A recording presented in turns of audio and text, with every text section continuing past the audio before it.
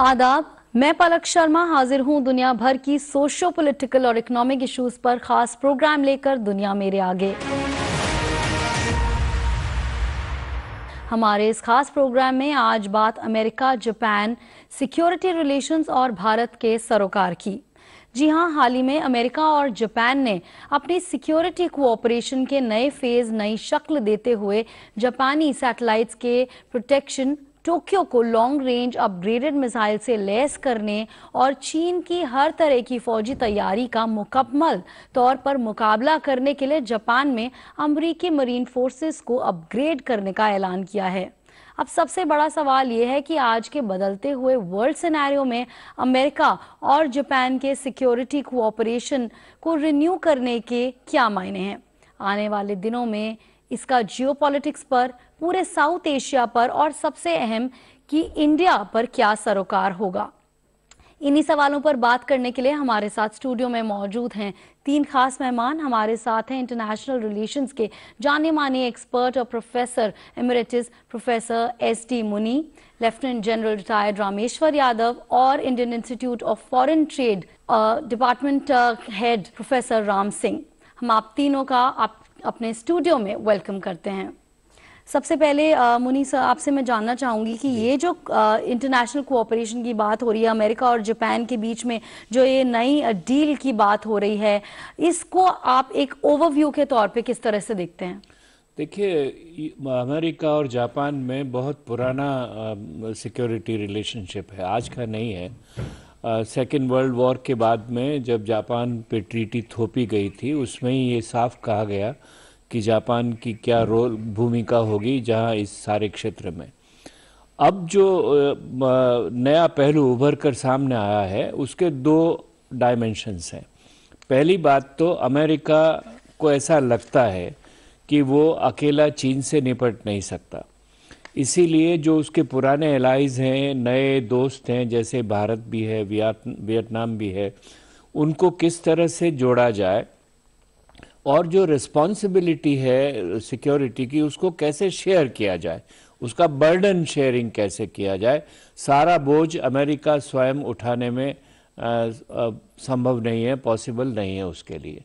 दूसरी तरफ जापान को भी ये लगने लगा है कि जो अभी तक वो अमेरिका की सुरक्षा कवर पर निर्भर कर रहा था, वो बहुत अच्छी बात नहीं है, क्योंकि अमेरिका शायद उसको उस तरह का सुरक्षा कवर नहीं दे सके जिसकी उसको संभावना है, जिसकी पॉसिबिलिटीज़ वो देख रहा है। तो दोनों देशों के सिक्योरिटी रिलेशंस पिछले 5-10 साल से बदल रहे हैं और अमेरिका ये कोशिश कर रहा है कि जापान ज़्यादा से ज़्यादा दायित्व ले इस क्षेत्र में, और जापान ये कोशिश कर रहा है कि अमेरिका के साथ साथ और देशों के साथ भी मिलकर वो अपनी सुरक्षा को सुदृढ़ बनाए, खास तौर से ऐसे समय में जब चीन एग्रेसिव है सारे क्षेत्र में, बहुत असर्टिव है, और जापान को विशेष तौर से, जैसे भारत को भी विशेष तौर से चीन ने चुनौती दे रखी है। तो इस चुनौती के माहौल में और दोनों की बदलती हुई ज़रूरतों को देखते हुए अमेरिका और जापान के सुरक्षा संबंधों को देखना चाहिए। इस वक्त जो है इंडिया के लिए खास तौर पर एक इम्पॉर्टेंट है ये इंडो पैसिफिक को लेकर भी, अगर जियोपॉलिटिकली देखें, लेकिन डिफेंस के तौर पे भी, कंट्री की सिक्योरिटी के तौर पर भी जो अमेरिका और जापान के बीच में ये टाइज रिन्यू हुए हैं, एक तरह से जैसे बता रहे हैं पुराने रिलेशंस हैं, एक बार फिर रिन्यू हैं, और चाइना और इंडिया के रिलेशंस पर भी इसका असर देखने को मिलेगा। अगर मिलिट्री लेवल पे बात करें, जनरल यादव, आपका क्या टेक है? मैं इसको थोड़ा सा बैकग्राउंड और देना चाहता हूँ। प्रोफेसर साहब ने जो बोला उस बात को थोड़ा और आगे बढ़ाता हूँ। अभी दुनिया में क्या हो रहा है, क्या वजह है कि इस प्रकार की नई हालत और नई इक्वेशंस बनाने की ज़रूरत पड़ रही है। उसमें यह है कि पावर बैलेंस जो है दुनिया भर के अंदर, अभी तक अमेरिका अभी तक सुपर पावर था, सोल सुपर पावर, अभी उसका चैलेंज जो है चाइना काफ़ी दिनों से दे रहा है। ये बहुत बड़ी इकॉनमी है, उनकी सैन्य शक्ति भी काफ़ी बढ़ती जा रही है और वो काफ़ी एग्रेसिव है पूरे इंडो पैसिफिक के अंदर भी और हिंदुस्तान के अगेंस्ट भी। इसके साथ साथ एक नया चैलेंजर अमेरिका के सामने आ गया है, वो है रशिया।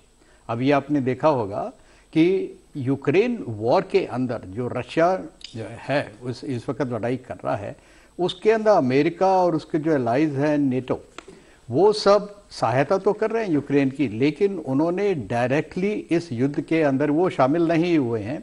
वजह ये है कि ये सब न्यूक्लियर पावर्स है और न्यूक्लियर पावर के बीच में अगर वो उस मैदान के अंदर, लड़ाई के मैदान में कूदते हैं तो हो सकता है थर्ड वर्ल्ड वॉर आ जाए।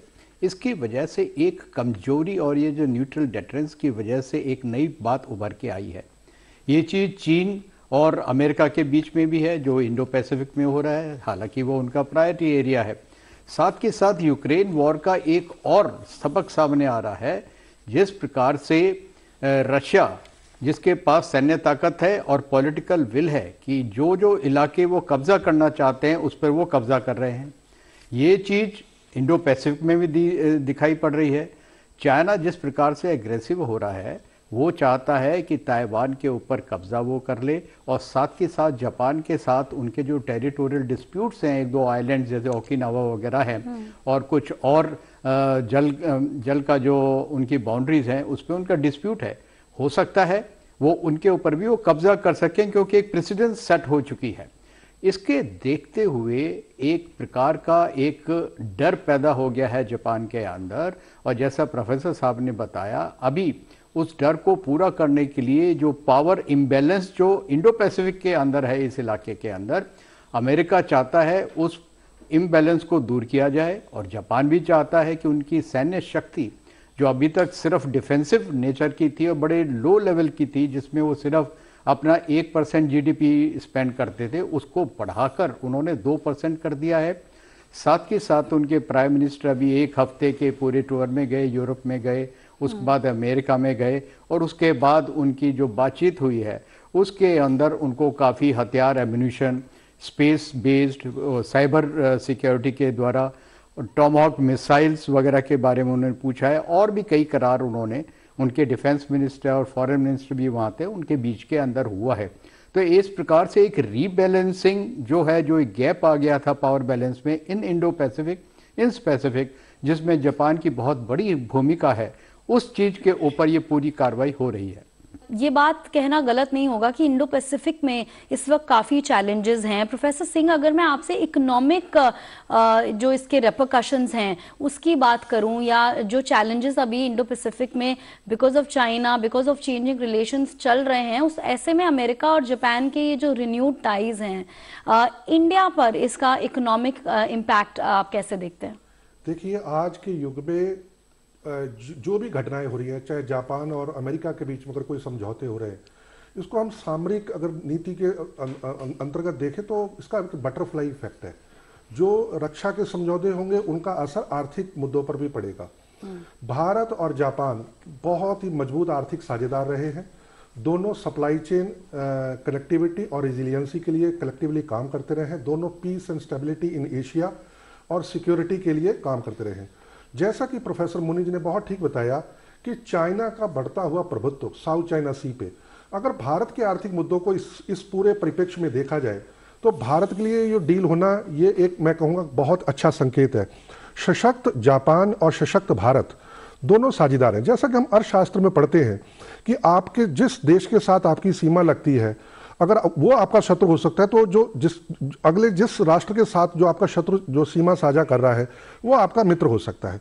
तो भारत और जापान दोनों एक नेचुरल एलाइज है, नेचुरल पार्टनर्स हैं।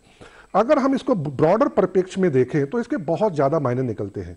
जब हम इकोनॉमिक इम्पैक्ट की बात करते हैं तो हमारे लिए फ्रीडम ऑफ नेविगेशन, हमको पता है भारत की आर्टिक पॉलिसी आई है, आने वाले दिनों में लगभग 2030 तक एक नया सी रूट खुलने वाला है, जो कि हम लोग यहाँ से स्ट्रेट ऑफ मलाका से होते हुए साउथ चाइना सी, बेरिंग स्ट्रेट, और रशिया ने पोर्ट्स डेवलप कर दिए हैं जहाँ से नेविगेशन शुरू हो चुका है। आने वाले दिनों में ये वृहत रूप में उपयोगी और लाभदायक होगा। इससे मानवता का तो भला होगा ही होगा, लेकिन भारत के डायरेक्ट आर्थिक इंटरेस्ट इससे जुड़े हुए हैं।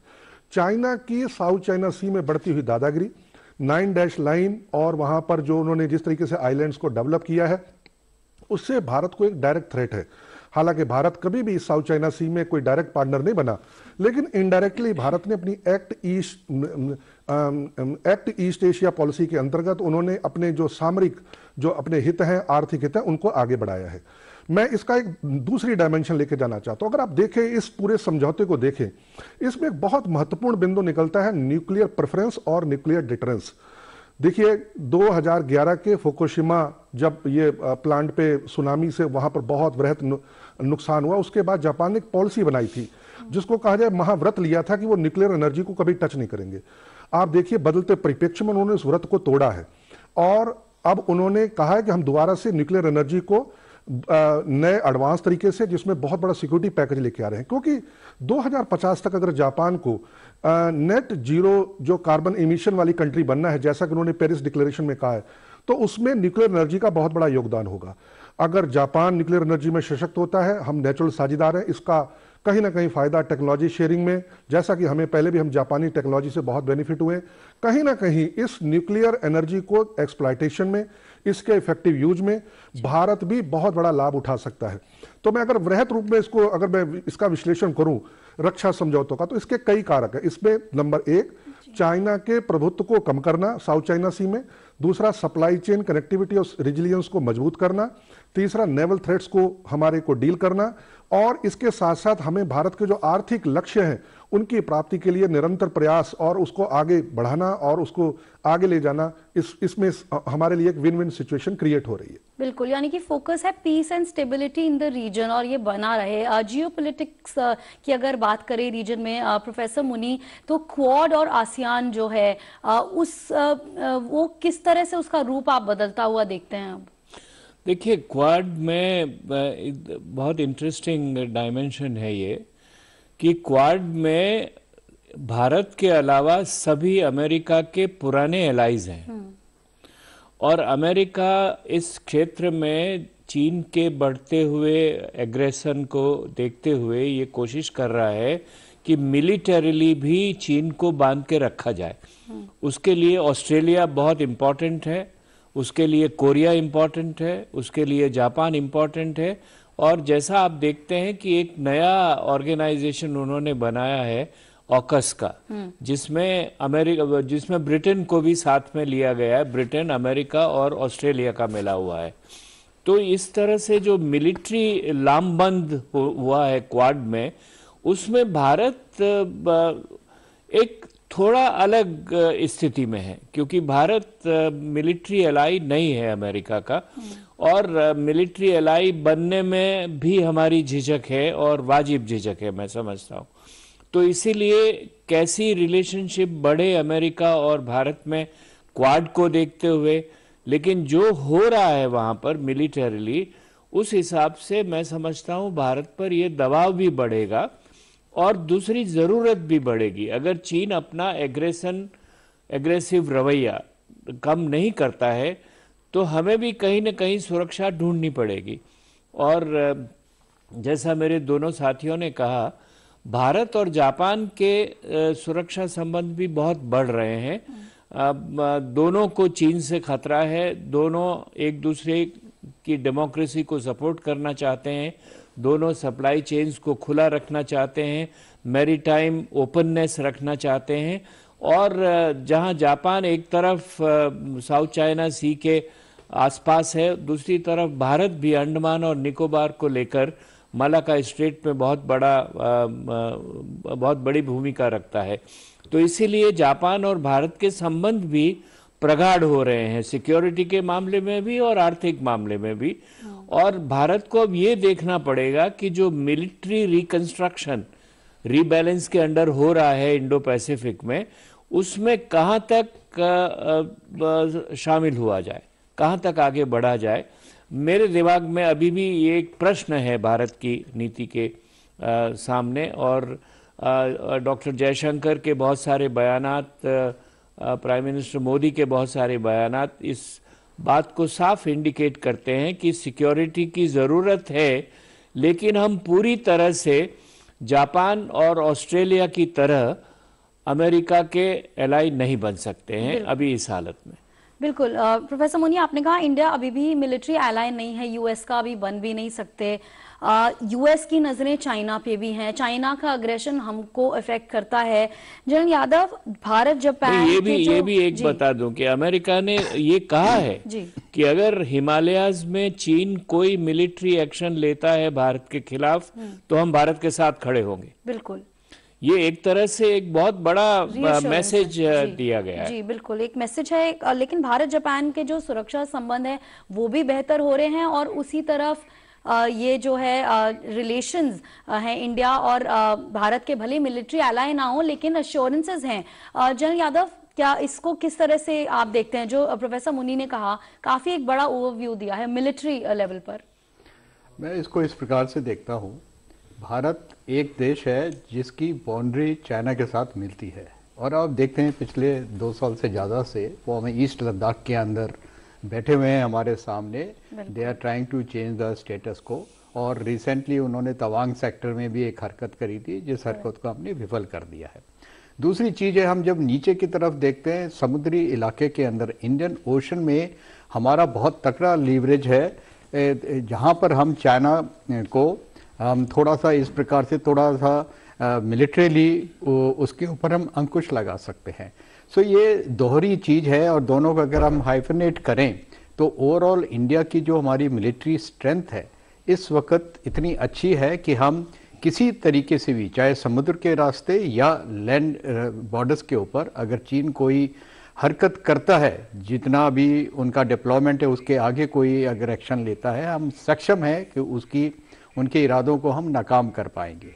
साथ के साथ हमारी एक भौगोलिक जो स्थिति है इंडियन ओशन के अंदर वो बहुत ज़्यादा स्ट्रांग है।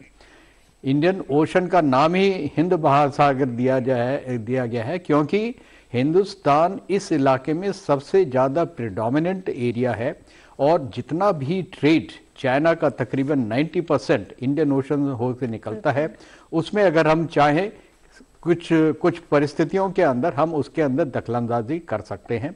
इस बात का अंदाज़ा और इसकी इम्पोर्टेंस जो है अमेरिका को भी है, बाकी विश्व को भी है।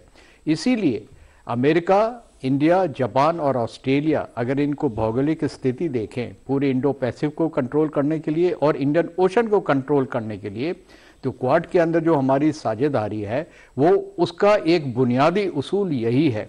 लेकिन जैसा प्रोफेसर साहब ने बताया कि as far as military is concern, we are not part of military content of Quad so far, और ना ही मेरी ओपिनियन के अंदर हिंदुस्तान को इसमें शामिल होना चाहिए, क्योंकि जैसे ही आप शामिल होंगे you will become an ally and you will be a second,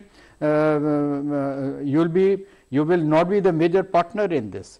उसके बाद हमारी जो एक स्ट्रेंथ है नॉन अलाइनमेंट वाली, जिसके अंदर we are non aligned by aligning with everybody, हमारी जो डिप्लोमेटिक फ्लेक्सिबिलिटी है कि सबके साथ हम अपने हितों के हिसाब से हम अपनी इक्वेशन रखें, वो इक्वेशन हमारी ख़राब हो जाएगी, हमारी जो मेन स्ट्रेंथ है पूरे विश्व के अंदर वो समाप्त हो जाएगी। इसका अंदाज़ा आप यही लगा सकते हैं, जो यूक्रेन वॉर हो रही है सबकी आंखें हिंदुस्तान के ऊपर है, क्योंकि हमारे रिलेशंस अमेरिका के साथ भी बड़े अच्छे हैं, रशिया के साथ भी अच्छे हैं और यूक्रेन के साथ भी अच्छे हैं। साथ के साथ हमारा जो स्ट्रेटजिक स्टेचर आज की तारीख में है उसका सब लोग सम्मान करते हैं, और हमारी जो नीतियां हैं वो बड़ी अच्छी हैं इस वक्त। और जैसा कि हमारे प्राइम मिनिस्टर साहब ने बोला है कि this is not an era of war, वो बिल्कुल सही बात है, क्योंकि इकोनॉमिक लिंकेजेस जो हमारे हैं और मिलिट्री डिटरेंस सारे देशों के बीच के अंदर, खासतौर पर चाइना, यूएस, इंडिया, पाकिस्तान, तो उसको देखते हुए मेरे ख्याल से नहीं लगता है कि किसी प्रकार की कोई बड़ा युद्ध होने की संभावना है। बिल्कुल, और जैसे प्रोफेसर मुनी ने भी कहा था, क्वाड को लेके इंटरेस्टिंग टर्न एक है, और हमारा जो नॉन अलाइनमेंट वाली पॉलिसी है जैसे आप बता रहे हैं जनरल यादव, वो एक बहुत इंपॉर्टेंट पोजीशन सिक्योर करवाता है इंडिया को। हम सबके साथ फ्रेंडली हैं और हम बहुत ज़्यादा साइड्स नहीं चुन रहे हैं। और ऐसे में प्रोफेसर सिंह, मैं आपसे एक इकोनॉमिक लेवल पे फिर से एक राय लेना चाहूँगी कि जो ट्रेड जैसे बताया कि चाइना का 90% ट्रेड इंडिया से, इंडिया के थ्रू होता है, जो इंडो पैसिफिक रीजन है उसमें इंडिया की जियोपॉलिटिकल पोजीशन भी बहुत इंपॉर्टेंट है और सीधे सीधे असर इसका इकोनॉमिक्स पे है। क्वाड को लेकर भी अभी हमने बात की, उसके मद्देनजर आपकी क्या राय है? हाँ जी, देखिए ऐसा है, भारत हमेशा ही नॉन अलाइड रहा है, भारत कभी अलाई नहीं बनना चाहता, लेकिन इसके साथ साथ भारत दुनिया के सभी देशों के साथ पार्टनरशिप, जब हम क्वाड में भी है तो हमने कभी ये नहीं कहा कि हम यूएस के अलाई हैं, हम कहते हैं हम पार्टनर्स हैं। और जब पार्टनर्स होते हैं तो रिलेशनशिप 50-50 होती है, उसमें साझेदारी होती है, उसमें समन्वय होता है और उसमें आपस में विचारों की समानता होती है। लक्ष्य हमारा एक है, चाइना के जो एक असर्टिव एटीट्यूड है, जो कि एक बुलिंग एटीट्यूड है, उसने आसियान के देशों में, और इसलिए अमेरिका की अगर आप पॉलिसीज देखें, अमेरिका ने अलग अलग फोरम पे, अगर उसको प्लूरिलेटरली देखा जाए तो उन्होंने आसियान के साथ में एक बहुत अपने संबंधों को प्रगाढ़ किया है। अगर उसको रीजनली देखा जाए तो उन्होंने नए नए ऐसे बनाए, जैसे सर ने बताया, प्रोफेसर मुनि ने बनाया, ऑकुस को बनाया है, क्वाड बनाया है।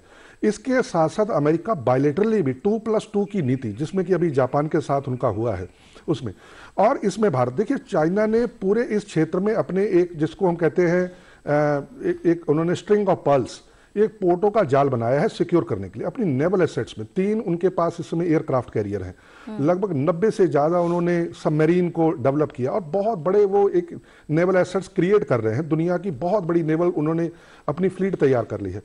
इसमें हिंद महासागर या पूरे इंडो पैसिफिक जैसे बहुत बड़े इलाके पर अपना प्रभुत्व बनाए रखने के लिए भारत को भी पार्टनर तलाशने पड़ रहे हैं। पहले भारत इस पूरे क्षेत्र में एक मात्र नेता था, लेकिन आज हमें समन्वय करना पड़ रहा है।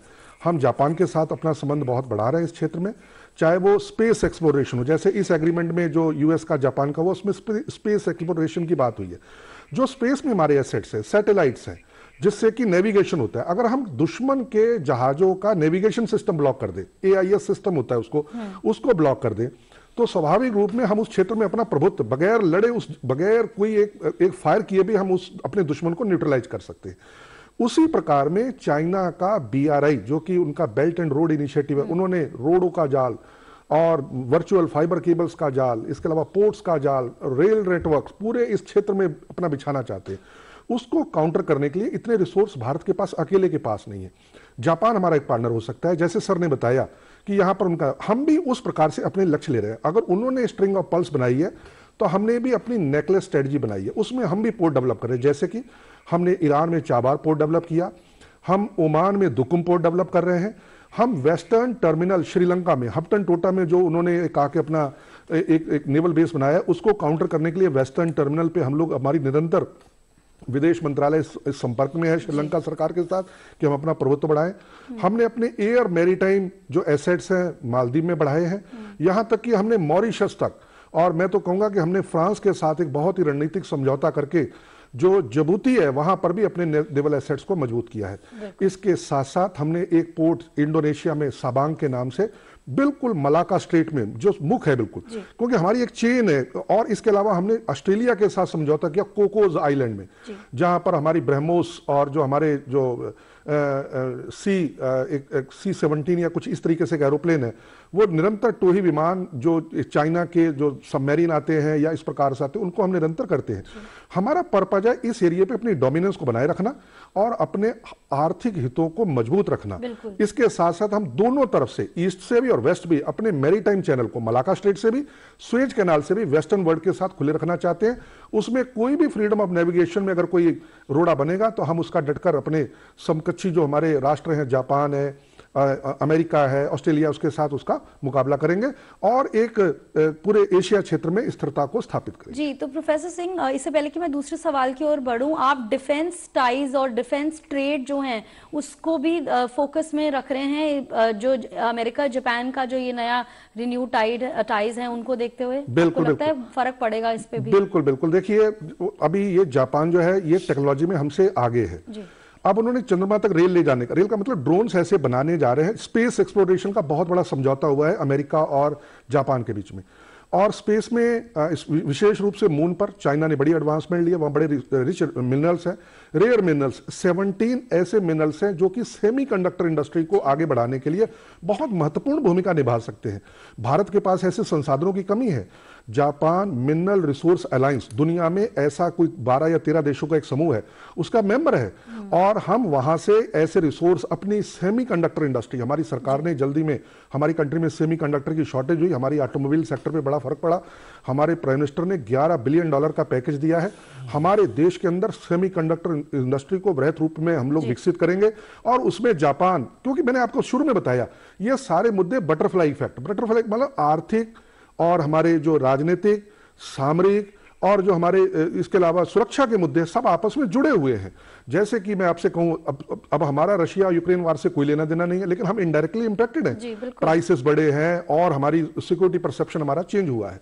तो मैं ये कहूंगा सशक्त जापान और सशक्त भारत ही एशिया को आगे एक स्थिरता की तरफ ले जा सकते। इसी के साथ आप तीनों का बहुत बहुत शुक्रिया इस दिलचस्प बातचीत के लिए। हमारे इस खास प्रोग्राम में फिलहाल इतना ही। आप अपनी राय और सजेशंस हमें इस ईमेल पर भेज सकते हैं। इसके लिए ईमेल आईडी है ddurduspecials@gmail.com। इसी के साथ हमारी पूरी टीम को दीजिए इजाजत। आदाब।